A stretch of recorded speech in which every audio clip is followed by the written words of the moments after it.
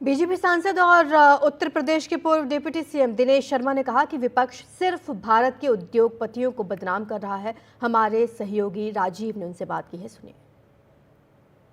हमारे साथ हैं बीजेपी के वरिष्ठ नेता और सांसद हैं दिनेश शर्मा। अदानी समूह पर जो आरोप लगे थे और उसके बाद जो है वरिष्ठ वकील मुकुल रोहतगी से लेकर महेश जेठमलानी ने कहा है कि ये सारे आरोप जो हैं गलत है। क्या कहेंगे आप सर?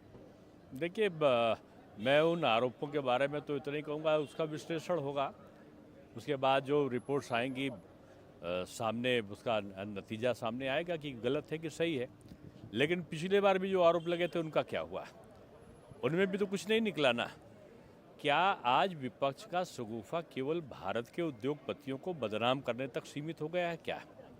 ये विदेशी जो बड़े बड़े उद्योग घराने हैं विदेशों के, उनके इशारों पर क्या ये ऐसा तो नहीं कि भारत के उद्योगपतियों के खिलाफ जो बार बार से इस प्रकार की बातें आती हैं और बाद में कुछ नहीं निकलता? ये प्रावधान भी ठीक नहीं है कि हम अपने वहाँ के लोगों को हतोत्साहित करें। लेकिन जहाँ तक इस विषय में है, हिंडनबर्ग जो में भी भी मामला जो समझ में आ रहा है कि उसमें एक चाइनीज कोई स्पाई की बात सामने आ रही नहीं, है। मैं कहता हूँ कि ना कि उसमें अगर कुछ निकला तो दंडित होने चाहिए। अगर कुछ नहीं है तो ऐसा आरोप लगाने वाले दंडित होने चाहिए। बगैर सबूत के बोलना उचित नहीं होता। लेकिन अगर कोई आरोप लगा है तो जांच हो जाने दीजिए, जांच आएगी। लेकिन कांग्रेस कांग्रेस ऐसे जिस लोग जो कांग्रेस वक्तव्य जिस तरह देते से हैं उनको सदन बदला में मांग जाएगा। कर रही है जेपीसी को लेकर, क्या लग रहा है आप? देखिए, कांग्रेस, सपा और तृणमूल, ये सब लोग जो पराजय है ना अभी विपक्ष की, महाराष्ट्र की और उत्तर प्रदेश और उपचुनावों की, वो भूल नहीं पाए हैं। और इन पराजयों की खींच वो सदन में निकालते हैं दूसरों पर आरोप लगाकर।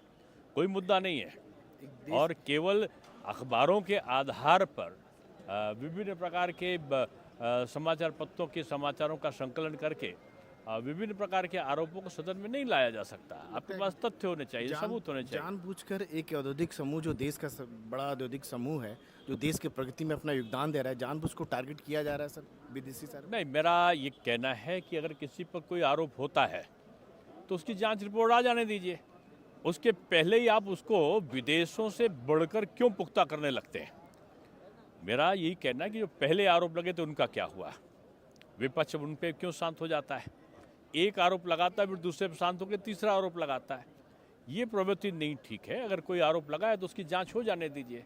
जांच परिणाम आएंगे, दूध का दूध पानी का पानी जो होगा उसमें आप वक्तव्य दीजिए। केवल अखबार समाचार पत्रों में विदेशों के कुछ निकल गया हो और उसके आधार पर आप विभिन्न प्रकार के आरोप प्रत्यारोप को शुरू कर दीजिए, ये परंपरा ठीक नहीं है। चाहे किसी भी उद्योगपति के बारे में या किसी भी आम नागरिक के बारे में कोई चर्चा हो, उसमें सबूत होने चाहिए, तथ्य के आधार पर ही कथन होना चाहिए।